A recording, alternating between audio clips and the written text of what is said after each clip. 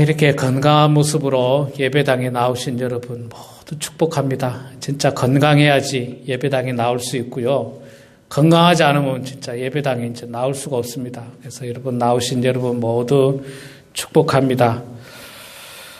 자, 오늘이 10월 29일, 10월의 마지막 주일인데 제가 앞서 광고 말씀드렸듯이 우리 교회는 10월 달로 회계 연도가 마감이 됩니다. 그러니까 23년도 10월이 23년도가 마감이 되고 다음 주 23년 11월부터 내년 24년도 회계 연도가 시작이 됩니다. 그래서 오늘이 회계 연도로 보면 마지막 주일이라고도 할 수 있습니다.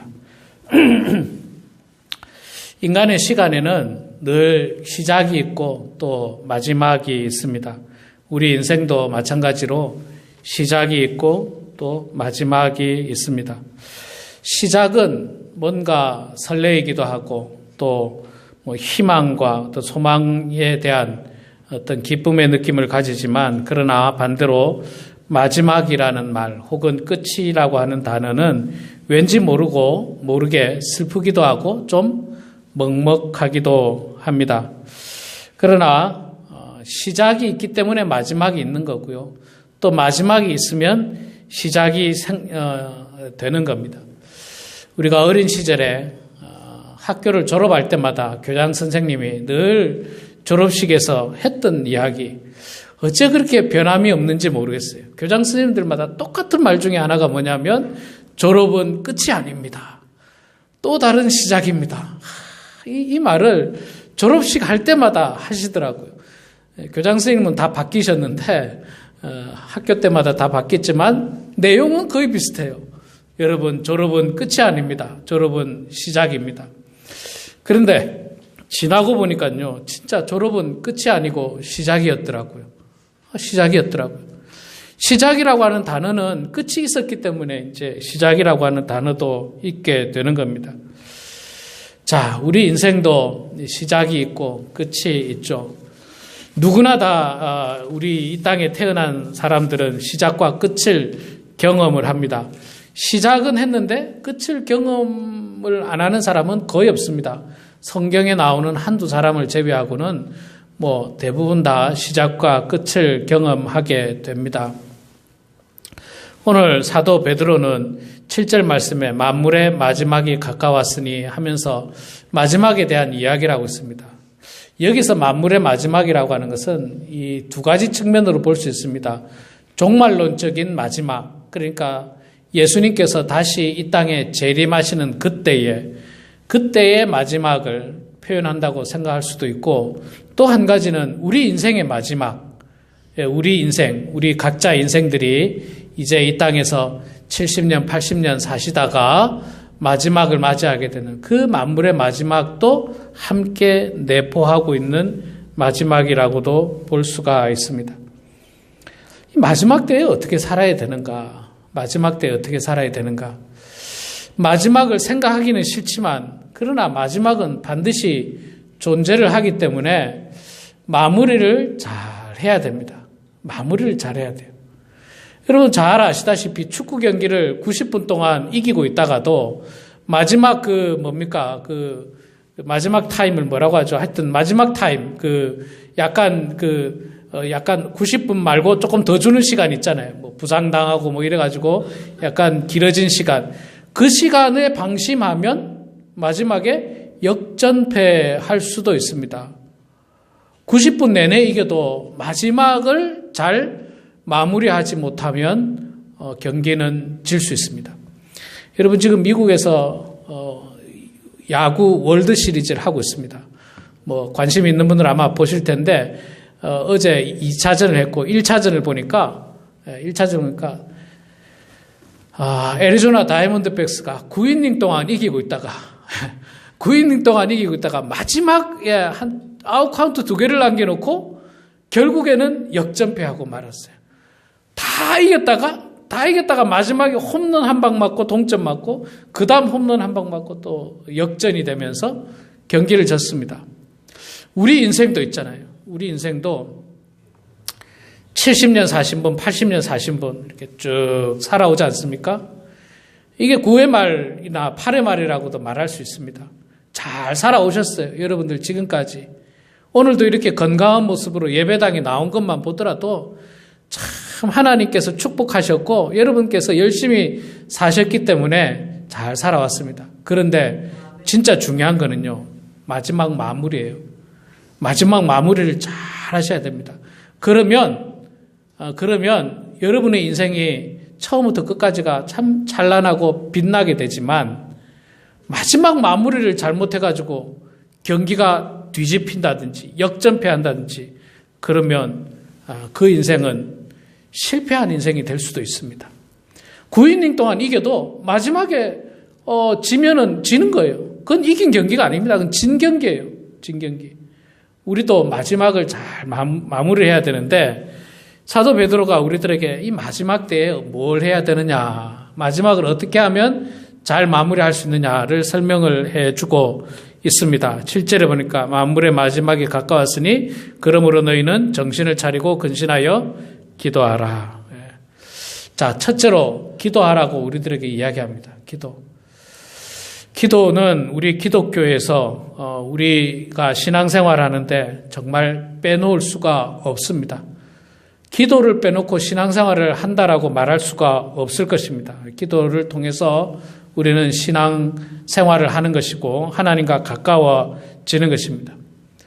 과거에는 젊었을 때에는 참 신앙생활하기에도 힘들었습니다. 바빴어요. 먹고 살기 바빴습니다. 힘겨웠습니다.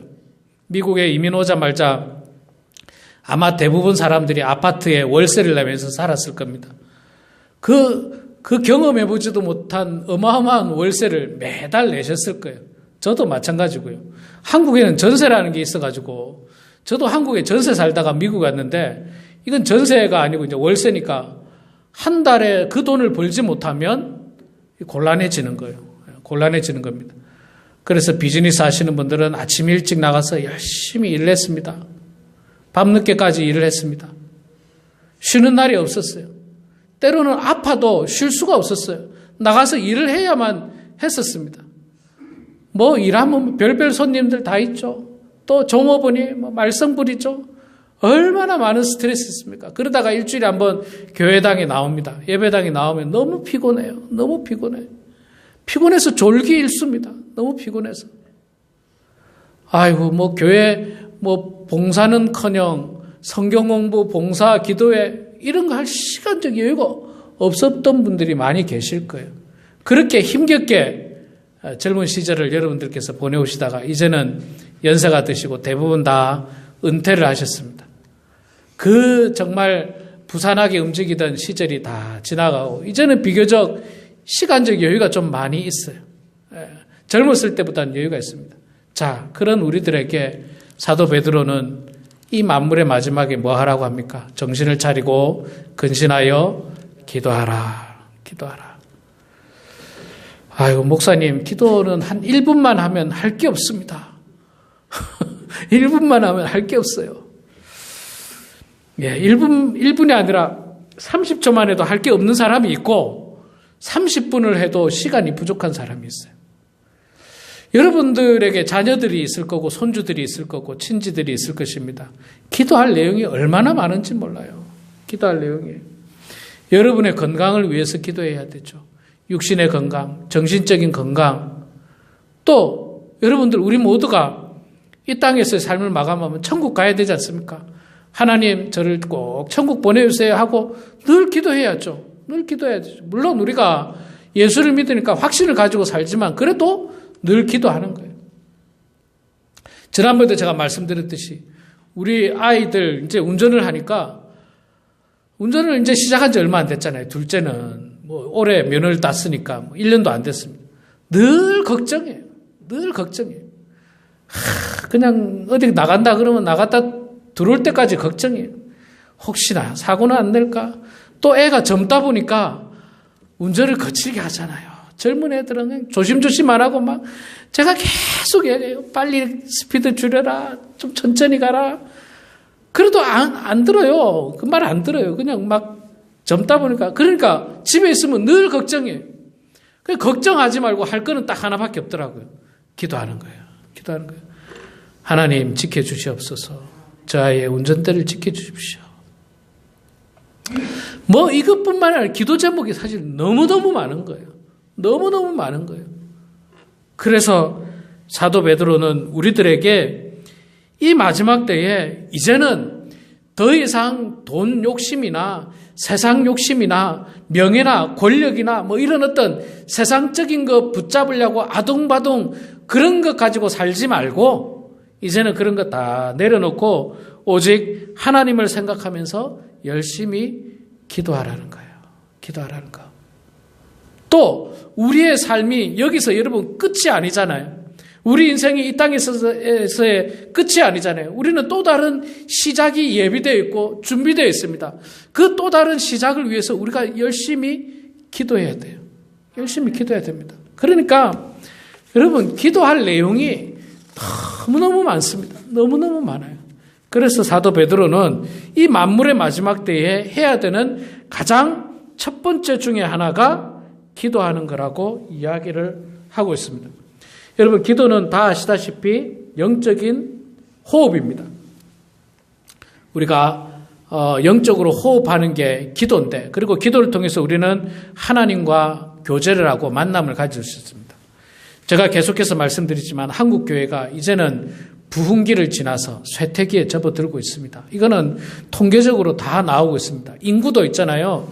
인구도 2년 전부터 감소하기 시작했어요. 그동안은 2021년까지는 인구가 계속 그래도 성장했습니다. 그런데 2022년부터는 통계가 이제 인구 감소로 나타나고 있고 노인 인구는 늘어나고 젊은 사람들은 없습니다. 뭐 출산율이 뭐 0.78%, 0.7% 한 명을 안 낳아요. 지금 한 명을 안 낳고 있습니다. 이게 2050년에 가면 3천만 명으로 줄어들 거라고 하는 예측이 나오고 있어요. 이런 식으로 가다가는 지금이 2023년인데 앞으로 30년 후가 되면 한국 인구가 5천만에서 3천만으로 줄어들 수 있다라고 모든 사람들이 걱정하고 있어요. 유엔에서. 그런데 걱정 안 하는 사람은 대한민국 사람들밖에 없어요.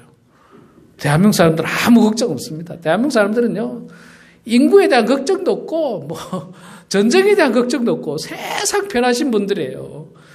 왜 그런지 모르겠어요. 전 세계 사람들은 대한민국이 전쟁 날까 걱정해도 한국 사람들은 아무도 걱정 안 해요. 아무도. 아주 믿음이 좋은 분들이에요. 아주 믿음이 좋은 분들이에요. 예. 그래서 한국 교회도 쇠퇴기에 점점 줄어들고 있습니다. 큰 교회들만 성장하고요. 작은 교회들은 자꾸 작아지고 없어집니다. 이민교회도 엄청나게 없어졌다고 그래요. 엄청나게 없어졌다고 그래요. 이 위 브릿지에서 작년, 재작년인가 통계를 냈는데 이 남가주에만 150개가 없어졌다고 하는데 작은 교회들이 150개가 없어지고 그래서 이 위 브릿지라고 하는 이 단체에서 작은 교회를 살리자고 그런 세미나들을 하는 거예요. 그런 세미나들을 하고 목사님들에게 장학금을 주고 또 목사님들 세미나 올 때 숙식 다 제공해 주고요. 식사도 잘 제공해 주고 숙박도 잘 제공해 주고 그리고 열심히 가르쳐요. 아침 7시부터 밤 11시까지 죽어납니다. 한번 가면 막 진짜 죽어나요. 굉장히 힘듭니다. 서포트 하는 만큼 교육도 굉장히 열심히 시켜요. 한국 교회가 왜 이렇게 쇠퇴기에 접어들었을까? 저는 다른 데 있지 않다고 생각해요. 기도예요. 기도가 약해진 거예요. 기도가 약해진 거예요. 과거에는 뭐 기도 모임도 많았고 기도도 열심히 했어요. 그런데 이제는 점점 기도 모임도 없고 기도에 열심이 없습니다. 이 이민교회 특히 작은 교회들은 새벽 기도가 다 없어지고 있어요. 여러분 이 주변에 보세요. 레드랜드에 있는 교회, 모레노밸리에 있는 작은 교회들, 베닝에 있는 교회들 새벽 기도하는 교회가 있습니까? 없어요. 다 새벽 기도 안 합니다. 그냥 새벽 기도 안 하니 목사도 편하고 성도도 편하고 다 편하자는 거예요. 그래가지고 성장하면 괜찮아요. 그런데 성장합니까? 성장을 안 하고 있다는 거예요. 성장을 안 하고 있어요. 저는 한국의 제 모 교회를 너무나도 사랑하는데 제 모 교회도 제가 한국에 있을 때만 해도 800명에서 1000명을 목표로 열심히 했는데 지금 물어보니까 300명 모인다고 그러더라고요. 참 안타깝더라고요. 800명에서 이제 300명 모인다고. 인구가 22년까지는 줄진 않았잖아요. 인구는 계속 늘었는데 이제 줄기 시작했는데 교회가 그냥 줄어들고 주일학교는 없어요.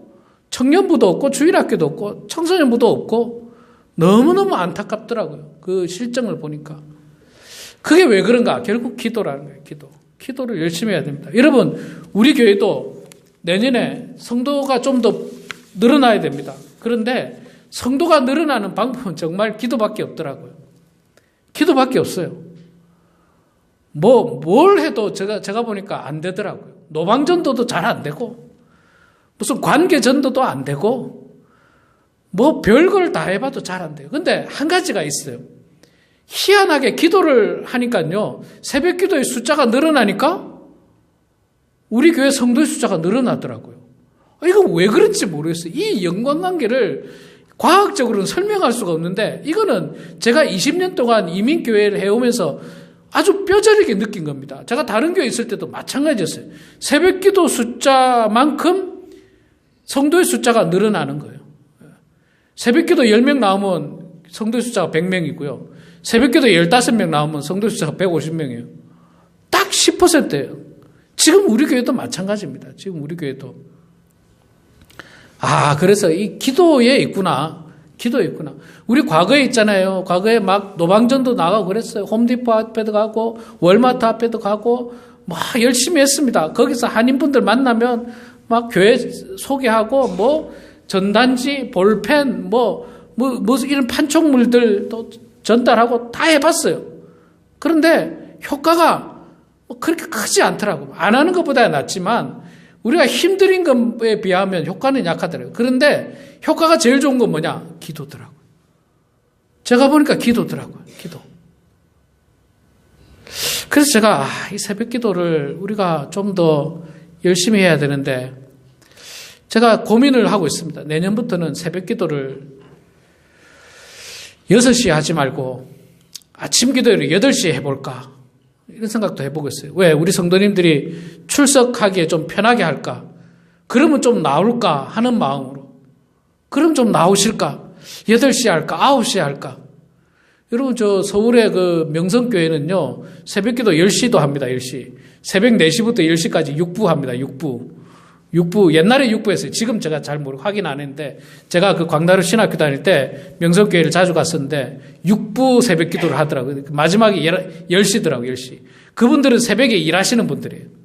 새벽에 일하시고 이제 와서 기도하고 집에 들어가서 주무시고 이런 분들이 아침 10시에 하는데, 그래서도, 우리 성도님들과 결국 부흥하기 위해서는 기도해야 되는데, 새벽 6시에 하니까 캄캄하고, 지금 사실 새벽 6시에 나오려면 진짜 새카매요.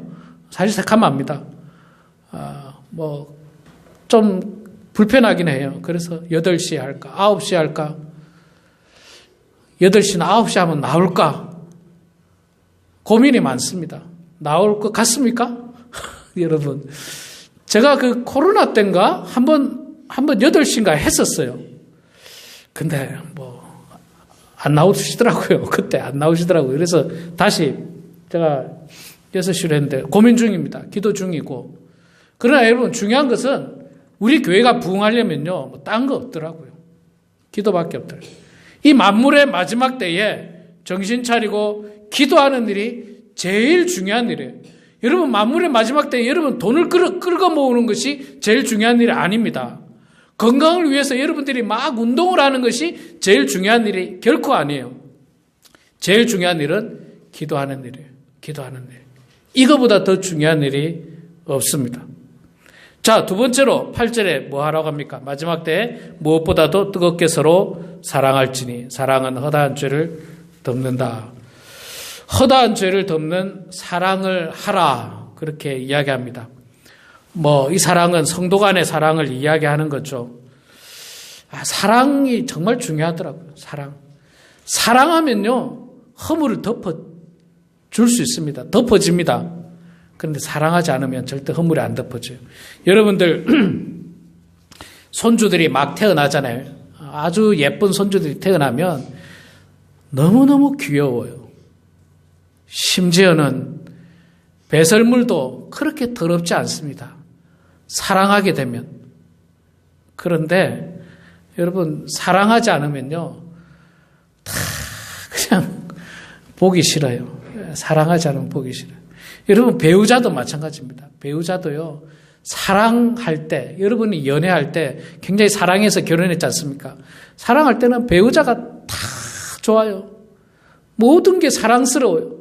뚱뚱해도 사랑스럽고 빼빼해도 사랑스럽고 키가 커도 사랑스럽고 키가 작아도 사랑스러웠어요. 그런데 만약에 그 사랑이 식어지면요. 다 꼴보기 싫은 거예요. 그냥 먹는 것도 보기 싫고 하품하는 것도 꼴보기 싫고 그런 거예요. 사람은 똑같아요. 옛날이나 지금이나 똑같아요. 연애할 때나 지금이나 저는 똑같습니다. 물론 약간 몸매는 변했겠지만 저만 변합니까? 여러분들도 변하실 거고 주름도 다 변하는 건 사실이지만 사람 자체는 변하지 않았습니다. 똑같은 사람이에요. 그런데 내 마음의 사랑이 뜨거울 때 하고 내 마음의 사랑이 식을 때는 완전히 사람 보는 눈이 달라집니다. 사랑해야 됩니다. 여러분 자신을 사랑하시고 여러분의 배우자를 사랑하셔야 돼요. 아이고 내가 그냥 불쌍해서 살아주는 거지 사랑은 무슨 사랑 이런 마음으로 그냥 지긋지긋하게 살지 마시고 마지막까지 사랑하는 배우자를 위해서 배우자를 사랑하는 마음으로 사는 거예요. 또 자녀들을 사랑하세요. 여러분 자녀들 사랑하시고 자녀들의 배우자들도 사랑하세요. 사위 또 며느리 그들도 여러분의 자녀지 않습니까? 그들하고 싸워봐야 뭐합니까? 싸워서 이기면 뭐하고 지면 뭐합니까? 그들도 사랑하시고 손주들도 사랑하시고 또 성도들도 사랑하시기 바랍니다. 우리 성도들 몇 명 되지도 않는 성도들 이 안에서 서로 사랑하고 아끼고 감사해야죠. 다 우리 식구들인데 함께 밥 먹는 우리 식구들인데 그런데 그냥 미워하고 시기하고 질투하고 싸워가 좋은 일이 뭐 있어요? 지금 여러분 보세요. 이스라엘이 지금 전쟁에가 좋은 게 뭐가 있습니까? 같이 살아야죠. 같이 그냥 그 사람들이 지금 얼굴 맞대고 사는 사람들이거든요. 가자 지구에 있는 팔레스타인 사람들하고 이스라엘 사람들은 얼굴 맞대고 심지어 예루살렘 저쪽 지역하고 또 예수님이 태어난 베들레헴하고 이런 데는 팔레스타인이 훨씬 더 많아요. 훨씬 더 많아요. 같이 삽니다. 얼굴 맞대고. 그런데 싸워가지고 결과가 뭐예요? 서로 죽는 거예요. 싸워가지고. 서로 죽고 죽이는 비극밖에 더 있습니까? 공멸하는 거예요. 공멸. 여러분 이 이스라엘과 팔레스타인 전쟁이 계속 싸우면요. 누구 하나 이길 것 같아요? 공멸이에요. 공멸. 같이 죽는 거예요. 다 같이 죽는 거예요. 팔레스타인 그 지역에 사람이 작지만 그 주변에 사람들이 얼마나 많습니까? 이란을 비롯해서 그 같은 민족이라고 가만히 있습니까? 그들이. 싸우면 안 돼요. 사랑해야 됩니다. 성도들도 사랑하시고 여러분 목사도 사랑해야 됩니다. 여러분 목사를 미워하면요. 신앙생활이 엄청 고통스럽습니다. 아니 목사를 미워하면요. 목사가 떠나든지 성도가 떠나야 돼요. 왜냐하면 신앙생활이 어려워요. 힘듭니다. 제가 20대 초반 때 목사님을 미워한 적이 한 번 있었어요. 20대 초반 때. 목사님을 미워한 적이 있었습니다. 신앙생활이 안 되더라고요. 신앙생활이 안 되는 거예요. 그때 저만 미워한 게 아니라 교회 안에 분쟁이 생겼었거든요. 교회 안에 분쟁이 생기면서 목사님을 미워하기 시작했고 또 목사님과 함께 했던 장로님들을 미워하면서 제 마음에 너무너무 고통스러웠어요. 교회를 출석할 수가 없었어요. 그래서 제가 교회를 떠났습니다. 제 모 교회를 떠났고 떠났던 게 그때 마침 제가 이제 교육 전도사 할 때가 된 거예요.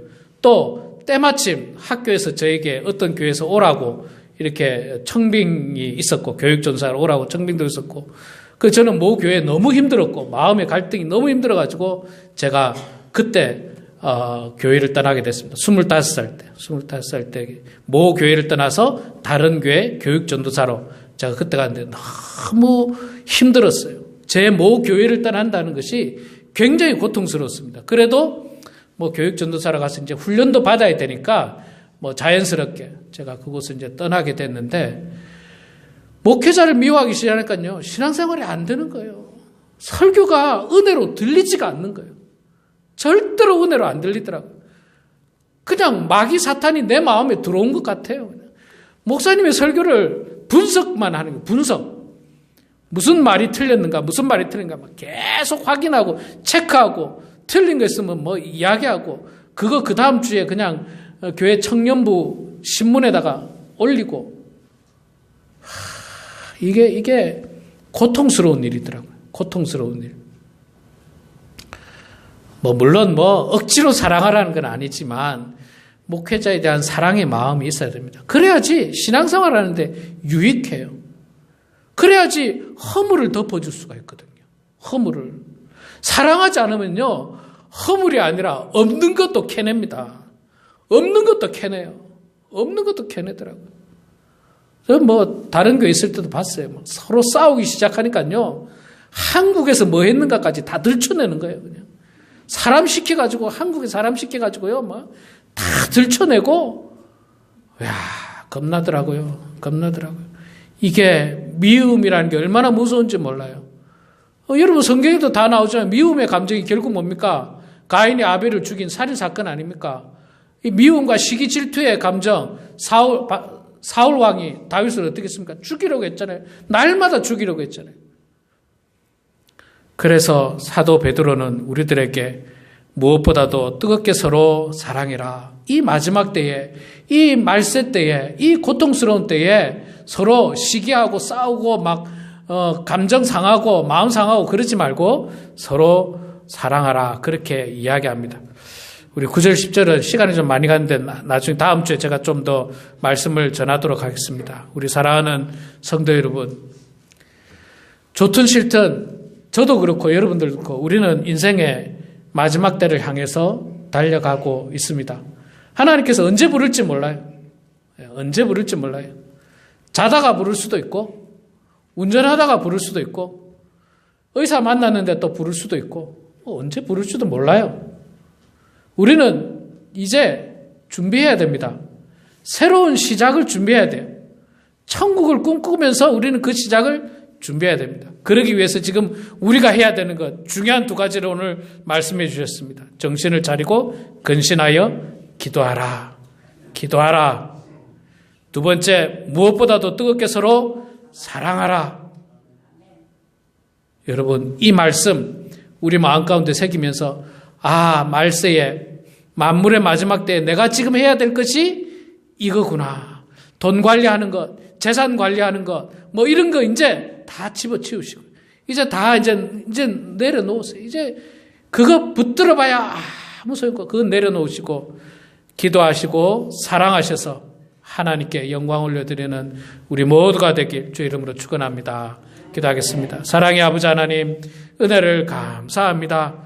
부족한 저희들 주님께서 사랑하여 주셔서 오늘도 이렇게 말씀으로 은혜 받게 하시니 감사합니다. 하나님, 만물의 마지막 때에 무엇보다도 세상 욕심과 물질에 휩싸이는 저희들 되지 않도록 도와주시고, 정신을 차리고 근신하여 기도하는 성도들 되게 하시고, 무엇보다도 서로 사랑하는 그런 성도들 다 될 수 있도록 하나님 아버지 축복하여 주시옵소서.